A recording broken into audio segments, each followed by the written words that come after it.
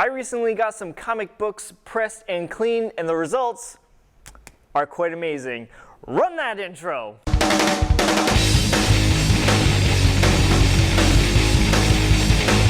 What's going on, everybody? Welcome to this episode of Superpower Review.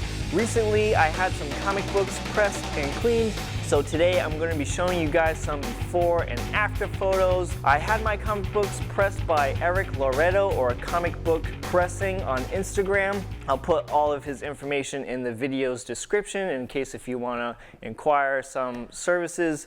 But I got 10 comic books pressed and cleaned. I brought the ones that I felt that benefited the best.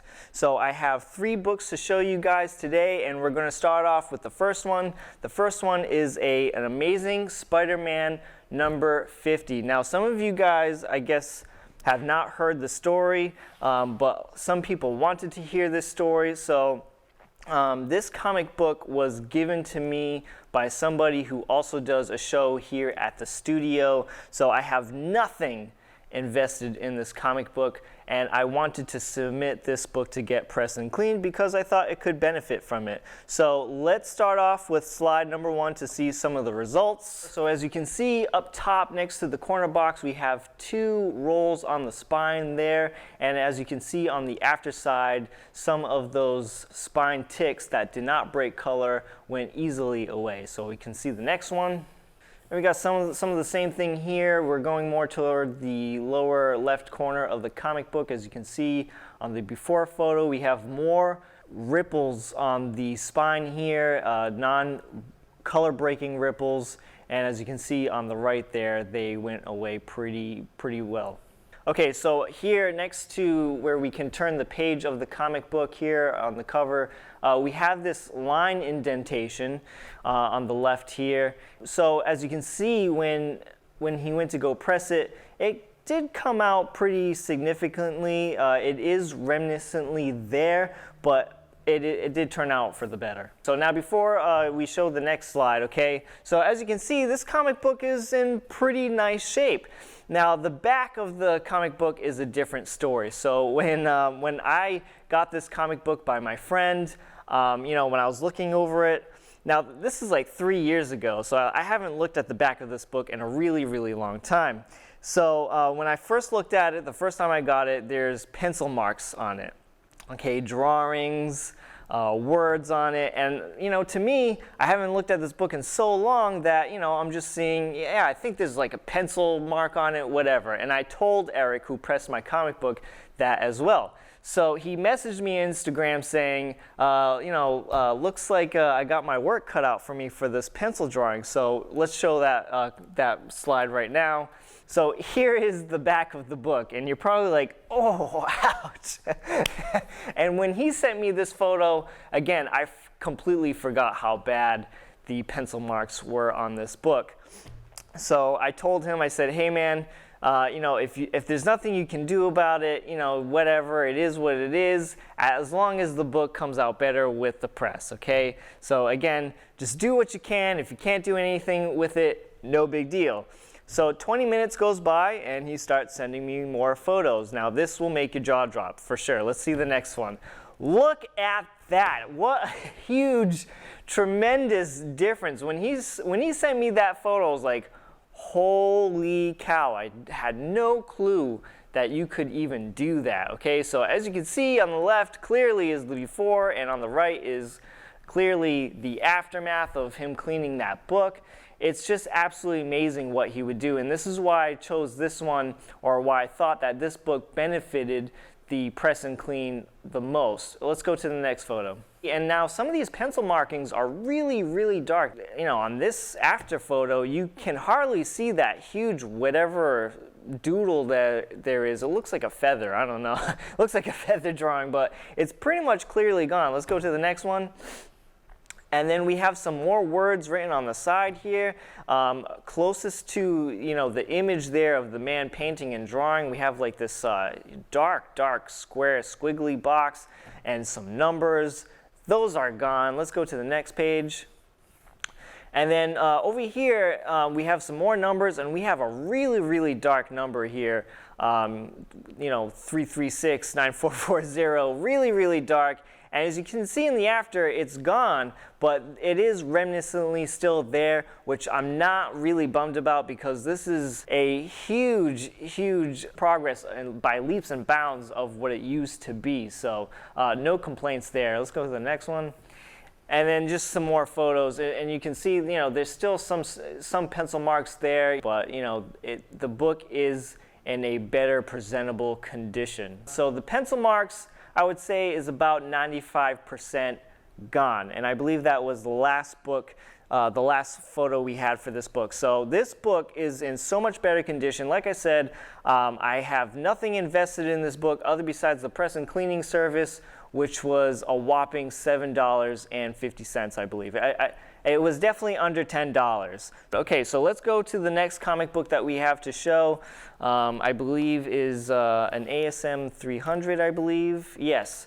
So here is an Amazing Spider-Man number 300. I have lots of these, and I sent 3, and this one I thought benefited the best. As you can see on the left side here, we have a lot of ripples and wrinkles on that light, and on the after, it's a lot more smooth. We're not seeing more of those dents. It's really, really pressed out and smooth. So this was one of the bigger problems with this book. When I bought this book had a huge corner bend to it, multiple corner bends closest to the spine, and I didn't think that these were going to be pressed out fully, but as you can see on that after photo, clearly did. And then just showing more of the book here, we had more indentations of the book, not on Spider-Man's leg, but pretty much more left to it and closest to the spine, and that came out completely.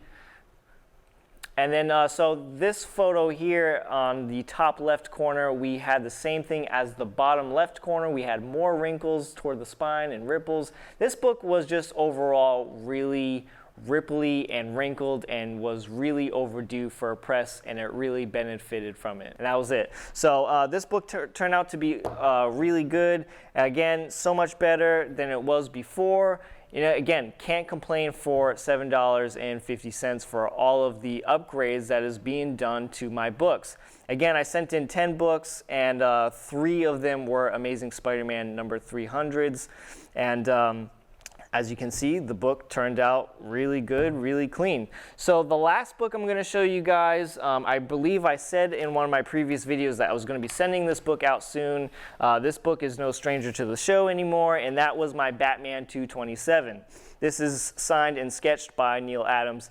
And the first time you saw this book, we all saw how wrinkly and damaged this book was, and this book was really would have benefited from a press and clean. So let's go ahead and take a look at some of these photos so we can see what we got. Again, this book was extremely damaged, really wrinkly, lots of color breaks on this book.